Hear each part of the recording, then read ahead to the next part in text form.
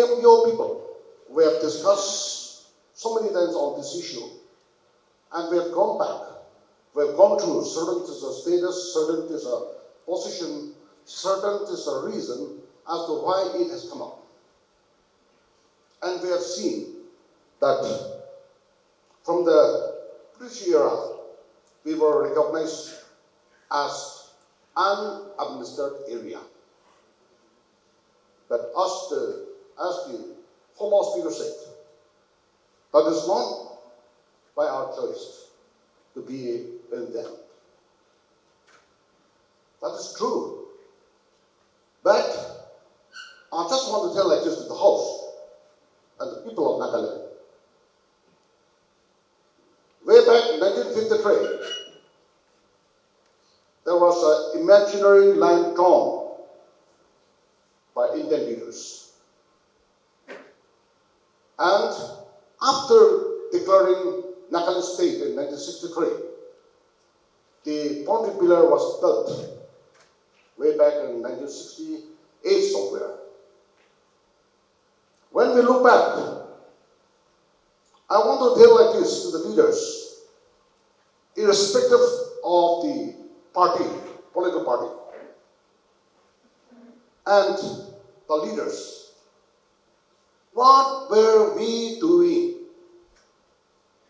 When the Indian Constitution, Article 371A says so many things to the freedom were given to us. So many rights were given to us. It is inserted there. But I think we are not reviewing or we are not looking back what has been given to us. Sometimes I feel our leaders are not sincere to guide our people.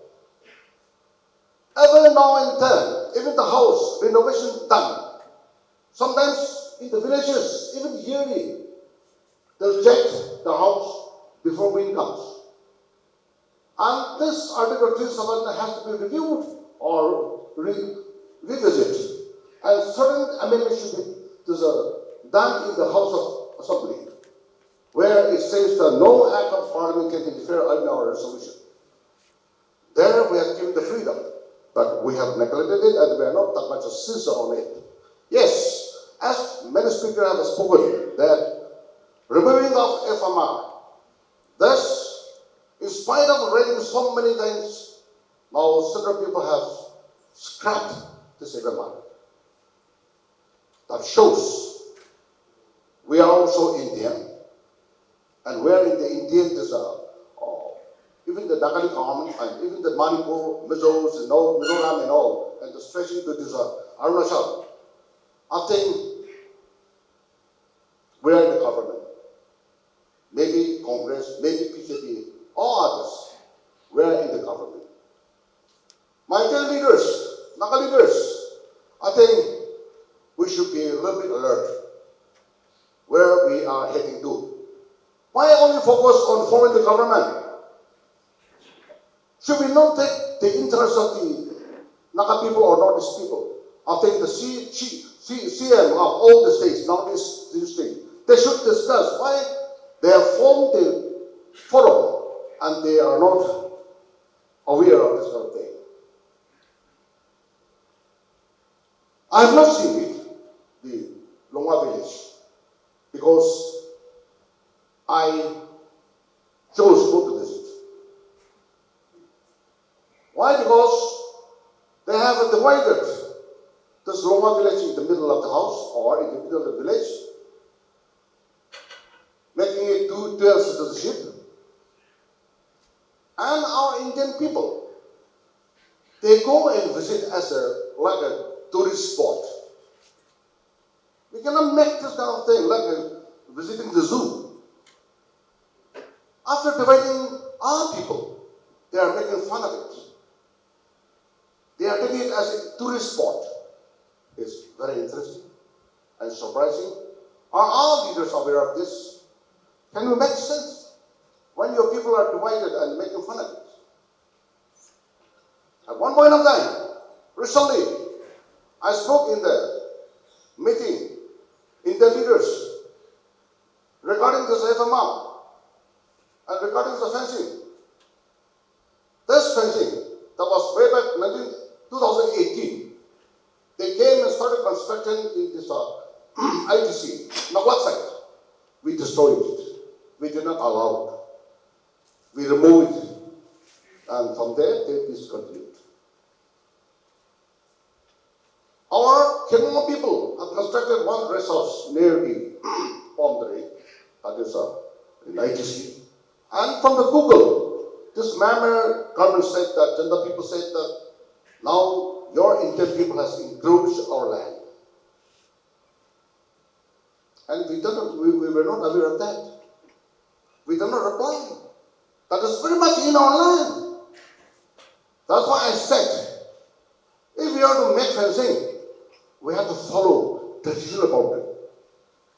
Because Nagas don't follow kind of this imaginary land come from the helicopter or whatnot. We follow by traditional land, by planting the stones with two parties, left, right. So if we have to put stones, the pillar stones, we have to go by the traditional land. It might go to the extent of Irrawaddy, it might go to the extent of Chimney River, we never know. But if we are to talk about the fencing, we have to go by the traditional boundary, not the imaginary line.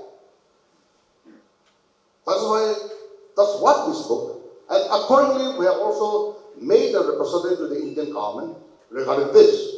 And this FMR, with a little consideration, blocking us by this putting pillar stone, again fencing, and again this kind of free movement between the brothers. This also they are going to scrap it. This is really a dangerous thing for the Naga society or Northeast people. I think this forum also should pressure to the government that at least they should consider on a humanitarian ground. Because after all, we are all human beings, and after all, we are all same citizens. We cannot simply divide away our people. Of course, now, in reality, we have made the Nagas into two groups. Why? Because it is not by the British government. But our Indian people have divided two groups. That side, Burma side, and the Nagaland side, or Mizoram side, or Manipur side, which has weakness. That the small portion will fight with the Indian government, the other small portion will fight with military Chanda down there in Burma. So that is the policy we have. Please, our Naga leaders, wake up. You may be in the politics, you may be in this organization. Wake up. And I think we have to put our head together and the push together, fight together, so that our people are not divided, our boundaries are not destroyed, and our original land should not be destroyed. Thereby, we will come to know that Nagas also will have a same feeling.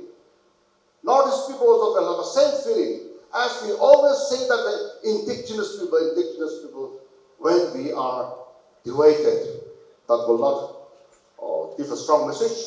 So by this meeting, I think I'm thankful very much because I thought I won't be able to speak, or I will not get time to speak, or I thought I was not intended to speak also. But seeing reality, I think this is the high time that we come together and apprise the Indian government to reason and go with the reality. Thank you very much. Pleasure to be invited to take part in this very important meeting. Actually, I was here just to listen and to learn more about the FMR, not to give you lengthy lectures or advice. I'm thankful I have learned a lot.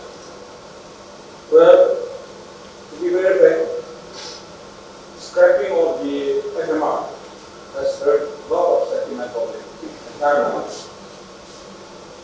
But more so, the most affected people are in Mon districts, Plangsang district, North District, Khekiye district, and Khekiye. I represent Khekiye. Now, first of all, what came to my mind was after 71 years of enjoying this free movement region, what made government of India spread this?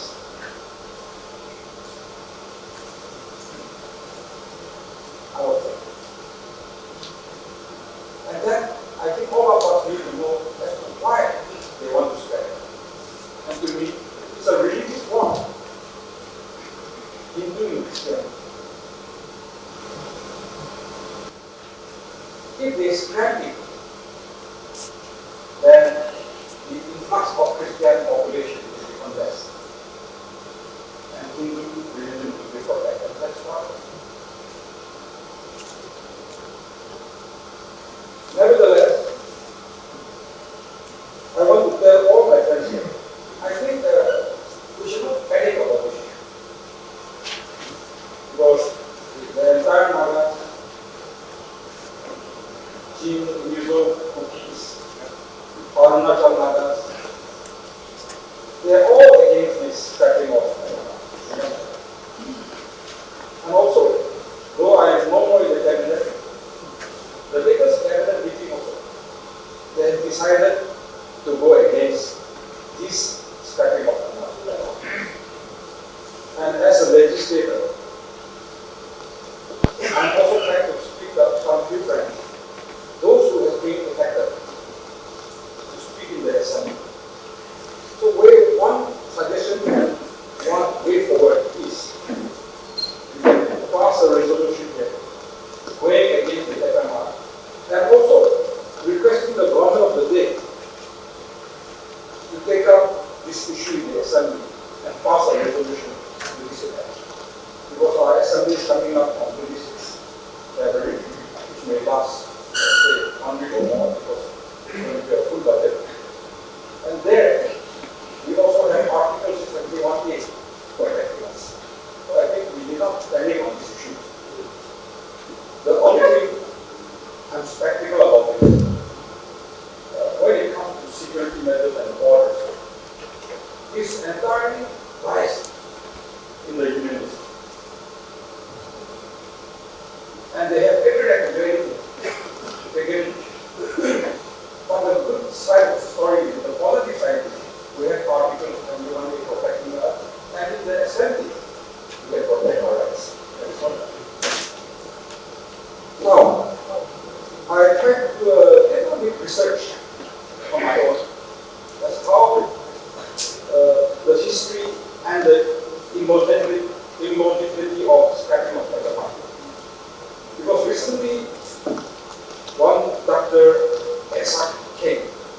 He represented the National Unity Government. That is the National League of Democracy from Myanmar. He is more like the ambassador between Ansu and the government of India. He has visited me and told about the pain, sufferings of our people. So from this day onwards, I tried to do a little research, and I was telling him about that in my conversation. This is the effects of those days leaders, that is the time of Mr. Nehru and Kunu, like our Sema. This would not have happened. But they did it very constantly. And that time there was no proper roads, no proper communication. Media was not there. At that point of time, there was no media at all. That's why our Naga cry for independence committee was also never heard. That's why I always say that we have a story to tell to the world. The story of injustice, the story of killing, the story of massacre, the story of rape, the story of burning down of all the villages, communities. But the world could not hear it because there was no social media at all. So at that point of time, they came to Kohima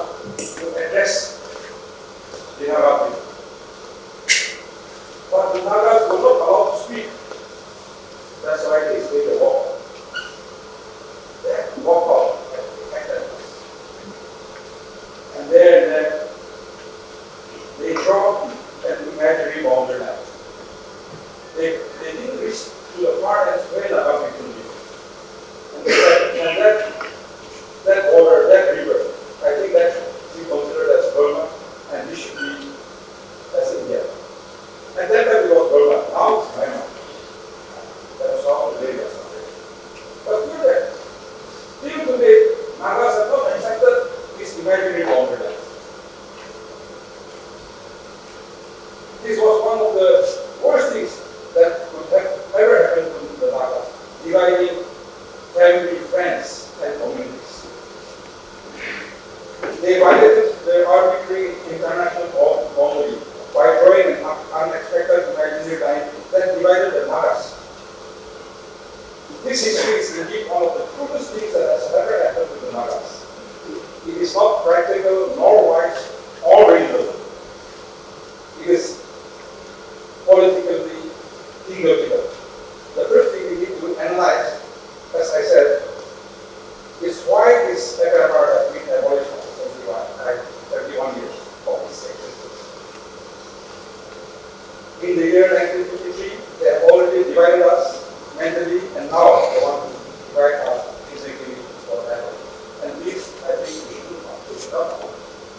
So in my research, while going through, since time immemorial, let us remember, Nagas have been living in our own God-given land, in our own way of life, with our traditions and customs long before the birth of India and Burma. There has been before India got its independence in 16 August 1947 and Burma got its independence in 4 January 1948. We were living freely. We were never under their rule. We were sovereign. From the beginning, both India and Burma operated a free movement regime for the tribal communities living along their common borders, recognizing the whole age economic, social and cultural ties. The Burma Passport Rules of 1948 allowed indigenous people, population of all the countries bordering Burma to travel to Burma without passport or permit. Without any passport and permits, we were allowed to provided that they live within 40 kilometers. In previously it was 40 kilometers on the border. In 1950, India also amended the passport rule to allow the tribes residing within 40 kilometers around the border to travel to India and stay up to 72 hours. 72 hours to stay free. But on 10 March 1967, Burma and India signed the boundary treaty, which delimited the common frontier in details. In 1968, India unilaterally introduced a permit system for traveling across the border. In 2004, India reduced the travel limits to 16 kilometers. In 2014, India proposed a formal agreement with Myanmar, and after negotiations, an agreement of land border crossing was signed by the two countries in 11 May 2018. So from 2018 onwards, it was reduced to 16 kilometers, and till date, it has been there. So I think this old age practice, I think, needs to continue. And yes, as indigenous people, we should come together, voice our voice together, put a representation to the government so that the government takes up in the assembly pass a resolution.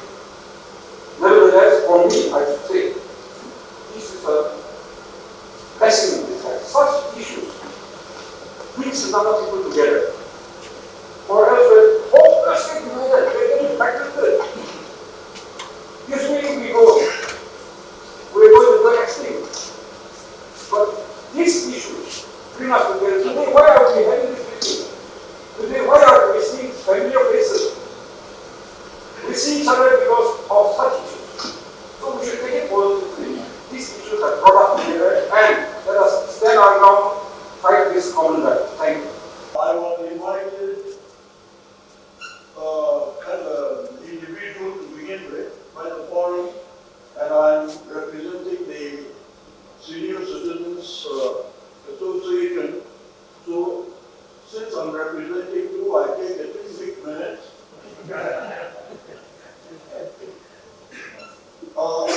Ladies and gentlemen, I don't think any one of us would have said that FMR removal is a good thing. All of us are in unison, in agreement. I only want to take and paint a broader picture of we as indigenous people let the government of India know that we are human beings. And that doing this is rubbing salt on a sore that has been festering the tribals from the beginning of Indian independence. And I normally say that we, the Nagaland, are Indians by circumstance, not by choice. To begin with, the international boundary had been set up without any cognizance or any reference or any consultation with the northeastern tribal people that are living in the border area. They know it. They never accepted us as human beings that needs to be consulted or to be treated as equal. And that every time they enter into an agreement, if they don't like it, they throw it into the dustbin unilaterally without the consent, despite the fact that it's a formal agreement. How many times are our tribal people in the Northeast going to be trampled all the time, at any time that the government of India wants, insulting us every step of the way, as if we are not a human being, to be respected. The human feelings that prevails in the Northeast. Imagine, you wake up one fine morning and you find that your uncle, your auntie are foreigners. International boundary just being defined with no consultation with any one of us, and they made it a little more easier by way of saying, let there be at least some free movement. Even during the colonial time, they allowed that interactive communication between the populations that are living contiguous to each other, despite the fact that the British had taken over Assam and Manipur even from the colonial years. They accepted that human aspect of it. After India becomes an independent country, it just says international boundary drawn on a watershed. They then cared who was living on either side of the border.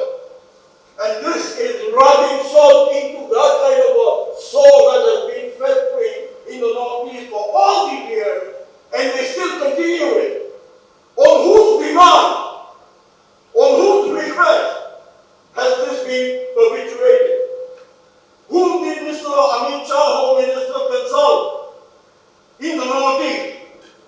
Except maybe, forgive me for naming, the Chief Minister of Manipur. And is the Chief Minister of Manipur representing the indigenous people of the Northeast as a whole, or does he represent one people only? If he so desires that the fencing must come up, then fence up the valley, Manipur Valley. But let the rest of the tribal people live free as they have to live free. The government of India seem to only understand that when there is a violent reaction, they tend to take decisions only then. Do they want the Nagaland and the northeastern tribal people to come up in arms to oppose this violently? Or would they listen to the fact that we as a human being cannot be treated and insulted as if we are animals? And therefore, as far as we, the people of the Northeast, are concerned, situations such as this is an insult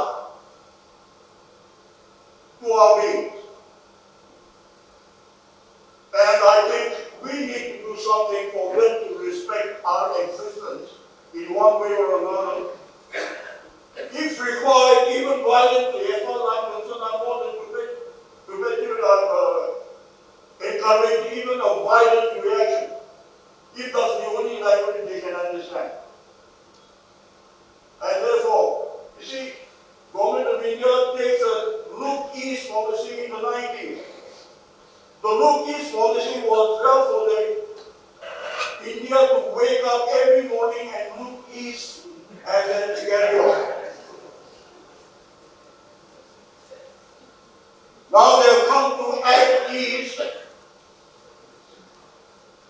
with all kinds of vision that they have propounded, with FMR being solidified in 2018. The reality of their act is this.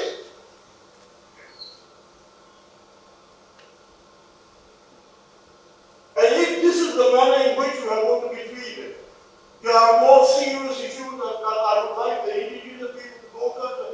This is just a little bit of an inconvenience and an insult to the tribals of the Northeast.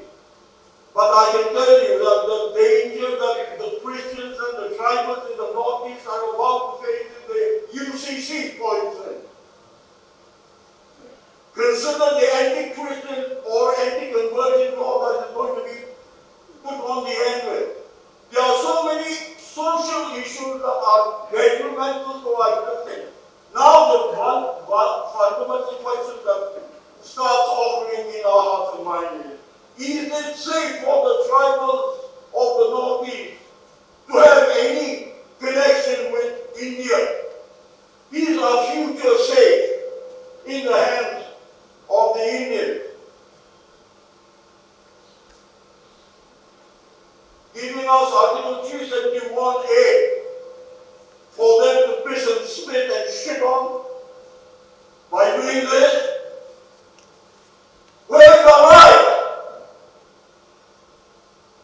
And I think it's about time that the tribals of the Northeast must all stand up together this time, if necessary, even violently, just so that the government of India can sit up and listen to the voice of the Northeastern people and let them acknowledge us as equal citizens of the country. If not, remember the insurgency of the Northeast didn't just come up. It all came up basically because of that one fundamental reason: we believe we are free. And we can still carry on with that sentiment despite all the agreements that they have so far made, if we are going to review starting from issues like this to the UCC and to the anti-conversion bill and everything else that goes with it. Perhaps the Northeastern tribals will have to look at our status and our position and let the government of India give us a clear statement as to whether we are equal citizens of this country they call India. If not, I think we tribals have a different road to travel.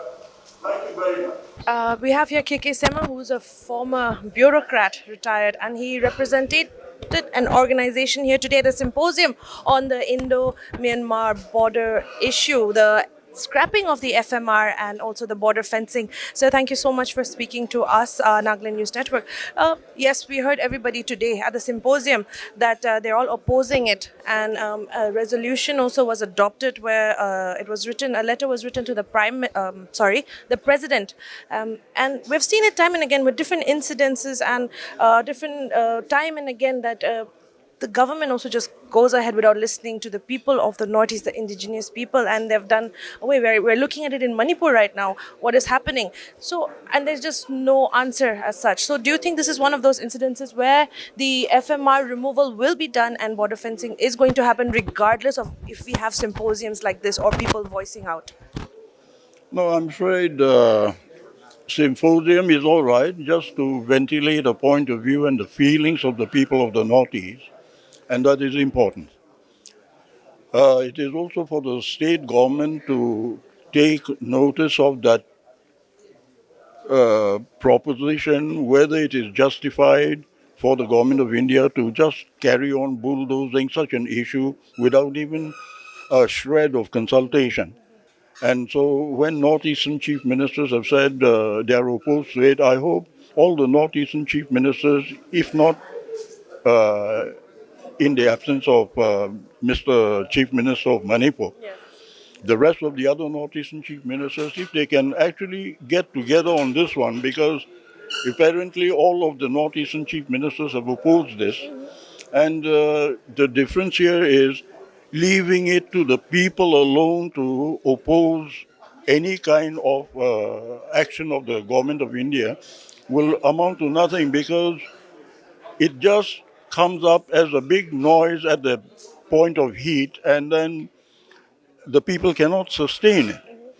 But the one part where at least it can matter is if all the chief ministers, firstly, as we have been discussing, passes a resolution to the effect that they are opposed to such an implementation of withdrawal of FMR. And in fact, if the government of India actually wants to spend so much money on the border fencing, which is going to be practically impossible in the kind of terrain that we already know, impenetrable, then perhaps it is better that they should look at that budget that they would use to fence the border and distribute it to the northeastern states so that they can have at least one little infrastructure that is more beneficial for us, you know. But the sustainability of this whole argument will largely depend on the chief ministers of the states affected putting up a strong opposition to it.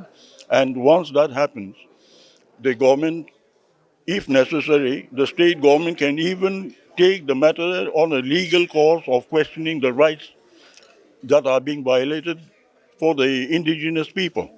And so I think by way of this kind of symposium, it also keeps our own state government alive, making them understand that there is a very serious temper building up, and that unless they take care of issues that matters to our people, even they could run into a lot of political trouble by themselves also. But they are also Nagas, and if they cannot actually identify a common problem, then I don't know who they'll be representing. So I hope that the state government will take notice of it and take it forward in an appropriate manner.